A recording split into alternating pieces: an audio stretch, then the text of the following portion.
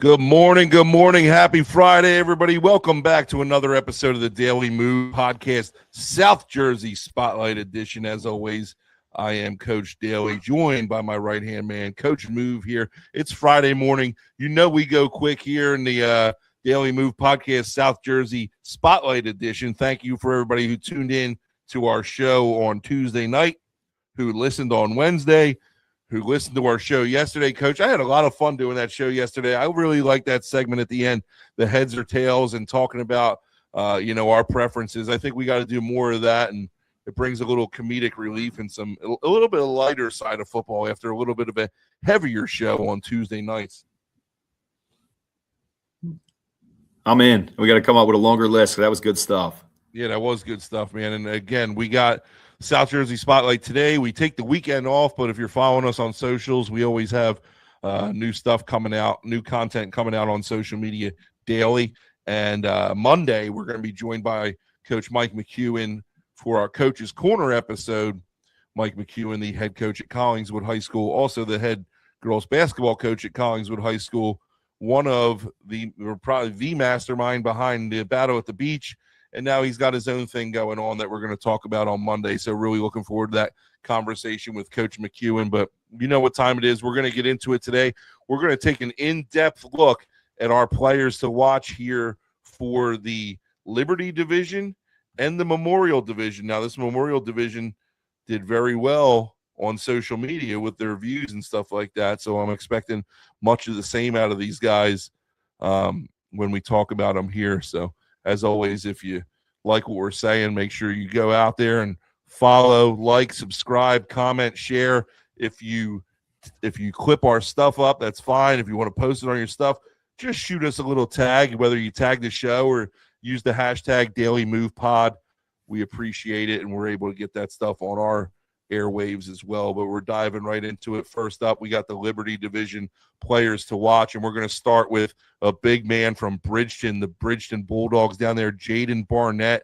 Coach Move, talk to us a little bit about Jaden Barnett and what he's got going on down there for the Bulldogs. Yeah, got to see this player up close and personal. We played against the Bulldogs this year. Wish I didn't see him. He was a great player, big, physical, violent downhill player, can really run and hit all day long. He had 98 tackles on the season for the Bulldogs, 9 tackles for a loss, 3 sacks, 2 forced fumbles, 4 fumble recoveries, really stuffed the stat sheet. One of them he returned for a touchdown, and he added an interception. This guy does it all, and he looks the part too, Coach. Yeah, he looks like a great specimen there. Yeah, definitely. What a great player to be bringing back for Coach Williams. Coach Williams himself, also a former Bulldog, went on to be a star in college and played in the NFL. He's done a phenomenal job, him and his staff, turning that program around. And they're one of the better up-and-coming Group 5 programs in all of South Jersey. I would just say this for Jaden, if you're looking to be recruited, I think the play that you have at 35 seconds in, it's a play where you're scraping and you're a secondary contained player. The quarterback tries to boot out.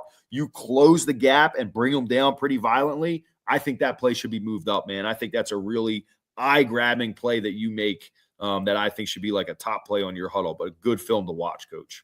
Yeah, and that's always great insight from Coach Move and myself. We're always here to help. We're just trying to shine a light on, South Jersey football and give you guys the platform that we think you all deserve. And Coach, you talked about, Coach Williams doing such a great job, and another guy who's doing a great job and turning the program around is Coach Coombs down there at Cumberland. This guy is really putting Cumberland on the map, raising them from the cellar for sure, and he's done a great job down there. Very, very active in the coaching community, wants to get better, wants his guys to work, always wants to do 7-on-7s, always willing to do something. So he's doing a great job down there for Cumberland, and one of the guys leading the way for them is Marco Dionisi, linebacker down there in Cumberland. He plays off the ball. He had 76 tackles and 10 tackles for loss last year, 2 sacks, and a block kick to boot too, Coach, so he can do it on special teams as well. He's a natural player. He's got great instincts at linebacker. Dude, he really fires downhill, and he drops the hammer. Dude, you watch his film, he's laying the lumber on a lot of these guys, all right? He's a good tackler in space or in traffic, and he's a really good player returning. He's going to be an anchor on that defense as he helped Cumberland to a winning record. They're going to be looking to build off of that for sure. He helped them to a winning record last year.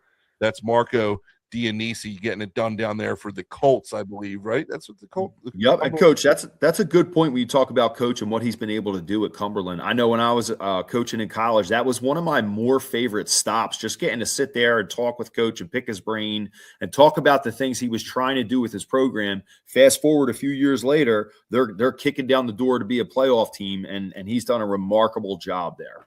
Yeah. Moving on here, you got Amir Bussey for Highland, the Tartans coach. Talk to us a little bit about Amir and what you know about him. Yeah, cornerback, really good tape. I thought if he looks like they play a lot of like the match stuff, right? So whether it's either split field, quarters coverage, your Cody Alexander stuff, I think, just from watching some of their tape. But what you need there is you need some good coverage guys because they end up on an island a lot. And he looks very comfortable, very competitive. He competes through the highest point of the ball. He's got really good hands. He takes the ball away. You see a lot of turnovers, pass breakups, things like that, interceptions. He's competitive. He's physical through the route. He looks like he's got a pretty good wingspan, Coach. I looked it up, his huddle tape. It says he's about 5'10". In coverage, he looks like he's 6'2". Right? Yeah. He's comfortable playing off ball. He's comfortable reacting or up on the press. You see him down by the goal line, getting in a receiver's face. Good at finding the ball, like we said. He's good in phase, like when you're hip to hip with a guy down the field, or out of phase, where like you're closing back on somebody. Coach Daniels is doing a good job continuing to build that program. And, he's got to feel good knowing that he returns next year and he's got that part of the defense and Bussy set up and ready to have that secured for him. What a luxury to have for Highland. Yeah, it's always nice when you have a position locked up that that you don't have to worry about going into the season. But sometimes you gotta see what you got on whatever side of the ball, but that's not the case here at Highland. So really looking forward to watching his film as the year goes on. Another guy we're going to talk about here for St. Joe's, Anthony Salamone. Is that how you pronounce that one, Coach? Yeah. So a really good quarterback. Really good quarterback for the Wildcats. Coach, he was part of when there was a coaching change there when Coach Sacco moved on. Coach Dorsey came in. I think Coach Dorsey did a really good job, especially this past season. But a lot of these players played really young against that. As we talked about before, sometimes that schedule that they give you is not for the players that you currently have on the team. And Anthony was one of those players that played immediately. He was an undersized player, but he's continued to grow, continued to develop, continued to get better and better. Had 1,268 yards last year, 13 touchdowns, added 5 more on the ground. He's quick, he's elusive, but he's also looking to keep the play alive to attack you down the field. He's got a real quick release, can get the ball out, has good touch on his football. He's played a lot of football, continually improved, as like we said. And then, Coach, just talking about St. Joe's, man, being able to bring in Coach Marchese and was hired. The discussion on the best coaches in South Jersey, he's got to be on that list, man. And the fact that he's been able to bring so much of his staff with him and coach from the development of toughness to their fundamental technique to the being able to play 11 versus 11, because they're always going to put you in bad positions with the formations that they use, the pace and the tempo and the motions and the shifts, and a quarterback that can really make you pay at the worst times. Like they do it all, and it's a great program. Coach Flame's one of the best line coaches in the region. Coach Maxwell on defense. Like, what an incredible power move by St. Joe's to be able to bring those guys in. What do you think, Coach? Yeah, no, they're going to be fun to watch. It's going to be a totally different team, and I know that the schedule that they have lined up, there's some battles in there. So I'm curious to see how Salomone's going to do, and how Coach Marchese is going to kind of tweak the traditional offense there too. So we're moving on here to Timber Creek. James Redd for Coach Brian Wright. Coach Wright, an old foe of mine at Cherry Hill West. Now he's been at Timber Creek now for a while.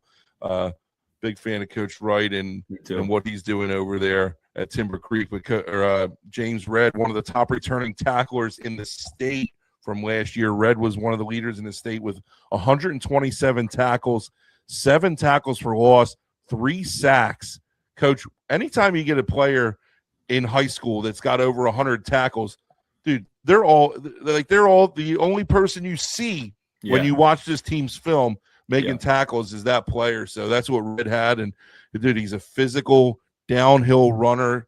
he's decisive, man. And Yeah. Coach Wright said that he's going to be a huge part of their offensive and defensive game plan on both sides of the ball. It's just he's such a dynamic player. He gets it done on offense, gets it done on defense, and he's definitely one to watch for Timber Creek. What do you think? Yeah, man, what a fun film to watch. Was just checking this out a couple days ago, watching a little bit of him again. What a fun player, man. I don't know how else to say it. Coach, they actually had – so they play like a, too high look. They got 2 off-the-ball linebackers in the box with Red, and they have another one, Conway, who also had 107 tackles. So they got 2 of the top returning tacklers in the entire state of New Jersey just eating people alive in the middle of the field. What a luxury for Coach Wright. I know he's got to love that. Yeah, for sure. Let's move down. And when we had our favorite stadiums, one of your favorite stadiums of all South Jersey is Vineland. And let's talk about what Coach Russo's got going on down there with Carlton Thomas. Talk to us a little bit about Carlton Thomas, Coach.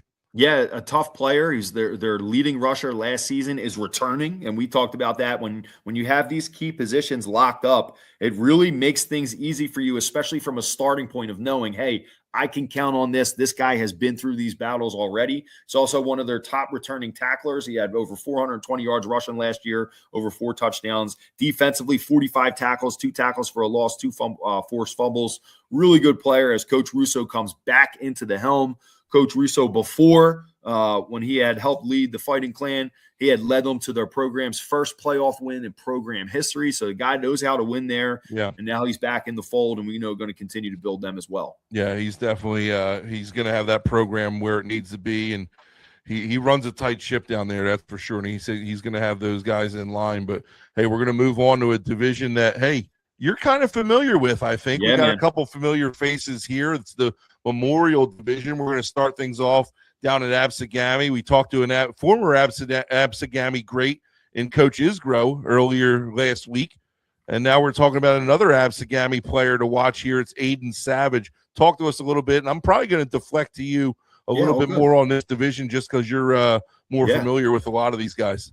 Yeah, this being our backyard, right? And we played against the majority of teams in this division that we have next year. But Aiden Savage was a guy, we played at GAMI in week 0. Coach Warren Smith, I think he did an awesome job. He was a former great quarterback at Maine and a really good coach up at Lacey with Coach Brasillo. Now leading the way for the Braves. Aiden was a player that had broken his leg, Coach, in the summer. Comes back about 6 games in, averages over 10 tackles a game. And Coach, he's a scholarship linebacker. Like you see his videos of him training, his strength and his size. I think he's a really, really good player. He's crushing the weight room. He's got a really good one. I know Coach Smith as well, how creative he is offensively. This guy's going to be a demon on both sides of the ball. So a great player, big player to watch for the Braves next year, Aiden Savage. Yeah, for sure. And Coach Smith does great things. And like you said, he was a heck of a player in his own right and a great quarterback. And, sometimes how us quarterbacks tend to think we get a little bit crazy with our play designs here. So it'll be interesting to see what Coach Smith has got dialed up for those guys this year. We're moving on to ACIT. It's Landon Petticord. Landon Petticord, a linebacker, 2-year starter, was second team All Cape Atlantic public selection this year. He had 60 tackles, 10 tackles for loss, 2 fumble recoveries, and a pick 6 to boot. Active playmaker for the Red Hawks and for Coach Mancuso, who continues to build their program up and get better each year, and he's doing an awesome job. Coach, every time I turn on ACIT, whether I'm watching a live stream or watch their film, they just seem to be making progress. They had, really good up-and-coming team. Yep. Talk a little bit about Landon, what you've seen out of him. Yeah, this kid. So, Coach, it's interesting. We played them 2 years ago, their first varsity season. They had won 2 games. This past year, they won 3. And they're just much improved in every facet of the game every time you watch them. I think they look really good, especially defensively. They fly around the football, make a ton of plays. But Landon specifically was a player I remember 2 years ago. He was one of those guys that as a sophomore wasn't ready for varsity football physically. He played varsity because he was a good player and he was tough and he was well coached.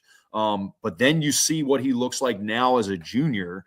And then you think of what he's going to be as a senior, just gets better and better and better and better. He's a player that plays with a ton of emotion and fire. You can tell he's kind of an impact guy on his team because when he's making plays, their whole team plays more confident. I also think with Coach Mancuso, Coach, building a program from nothing. Coach, I'm telling you right now, that'll bring me out of wanting to be a head coach again. If a new high school is open and they are building a program from scratch, and especially they want sports to be important, I think that is the most intriguing thing that you can do as a coach. I would be sprinting to apply for that job. I think it's so cool. And Coach Mancuso is doing an awesome job. I've gotten to see it close up, and he's doing an awesome job, him and his staff. Yeah, that's good. We're moving on here to Jake Lund. I'll take care of Jake here. No, I'm just There you kidding, man. go. Go ahead. Yeah, Talk to us about Jake's Jake, man. Jake's the man. Talk to us about him. Yeah, great person, great player, great student of the game, really respectful kid, has 14 scholarships, just picked up his 14th one today. 6'4" and some change, right around 245-pound playmaker. He has a knack for big plays, Coach, whether it's tipping up screen passes and intercepting them for a touchdown. Coach, he did that probably 5 times in practice this year. And then when we needed it most, he did it in a game against Deptford to help take a lead in a game that we eventually won. He's the 6th. This is kind of crazy. He's the 6th tight end to play for head coach Rob Davis to earn a full scholarship. Yeah, like that's a crazy stat. Dude. Really cool. Coach really Davis, cool. the tight end whisperer, man. No doubt, man. Lund had 326 yards receiving and 4 touchdowns. Expected to see a big uptick in his usage this year. He's a 2-time first team division all-star. He's one of the top returning tight ends in the state, in my opinion. Probably going to enroll early next January. Mm-hmm. He's got a couple physical visits set up right now at the University of Buffalo and the University of Delaware, along with those other 12 offers. So expecting big things from Jake this fall. For sure. And Jake, also an avid listener of the Daily Move podcast. So keep sharing our stuff, man. We appreciate you, and best of luck to you. We're moving on here, Coach, and I'll let you take over this one. It's Cole Landicini. Yeah. So formerly of as Hamilton. We know, Cole had a great season last year at Hamilton. He has moved. He's at a school where we've already covered and talked about their player to watch. Cole, great job your sophomore year. We're going to have to reach out to Coach Lancetta and figure out who he wants to highlight as well. We're going to have a special post and a special discussion about Hamilton, the Blue Devils, next year as they continue to work and build. They were really young this past year. Very tough physical team. We know they're well coached with Coach Lancetta, his experience and how many years he was at Rowan and did a great job there. Great coach. We're going to have to do the same thing with Pennsgrove, Coach. You know, in this day and age, we're bound to highlight a guy who might be at a new place. So let's head on to Lower Cape May Regional. Hey, more job security, we'll call it, all right? And we're moving on here to Lower Cape May, and we got Dave Douglas for Coach Billy Damiana down there doing a great job. And I'll tell you what, Coach Damiana, like, if you could be a head football coach and a head wrestling coach, God bless you, man. Because and I know Coach Wiggins does it at Sterling too, and there's probably a couple other guys that I might be missing. But dude, you go right from being a head coach from football right into wrestling season. Take a breath and go. Yeah, that's a grind, man. But we're talking about David Douglas here, who's an absolute playmaker on offense. He's a great wrestler for Coach too. So they spend a lot of time together. This guy had over 1,200 yards of offense last season. Extremely tough. Epitomizes the whole program. Lower Cape May, just that toughness, and he's just a great leader and does whatever the team needs. He had 18 total touchdowns last year. Big physical presence as an inside runner as well. Coach, talk a little bit about David Douglas as the QB and as a player. Yeah, man, I can't say tough loud enough. Like, what a great player, man. He embodies whatever you think of as a big, strong wrestler and team captain and playoff winning quarterback. That's this dude. What a game changer, Coach. And so I'll tell you, when we were coaching against them this year, and like you said, Coach and his staff has done an awesome job. And it's no doubt that, I'm not surprised to see their football success, not surprised to see their wrestling championships continue. But they were doing some things schematically that I felt like we had an answer for. And then all of a sudden, David Douglas starts running quarterback inside zone. And it was just like, that's it. Like that's it. Like you get 8 yards on those, you're in trouble, and they took control. Sometimes it's something as simple as that.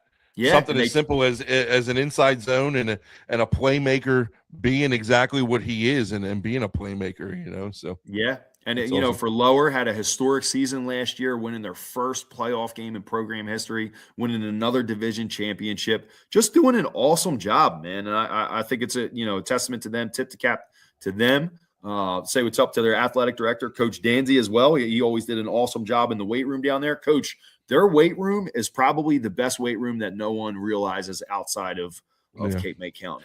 It's giant garage area, has 32 power racks set up, looks like a CrossFit gym, plyo boxes and weights built at every one. They have the no gravity sprint treadmills on an overlooking balcony. They have turf down the middle, and it's incorporated into their curriculum. So you're able to train during the day and you're able to lift after school as well. They have an indoor facility as well. Like just a really cool place to play. Coach, probably when we named our top 4 stadiums, Lowers Stadium might have been number 5 for me. Great place to play.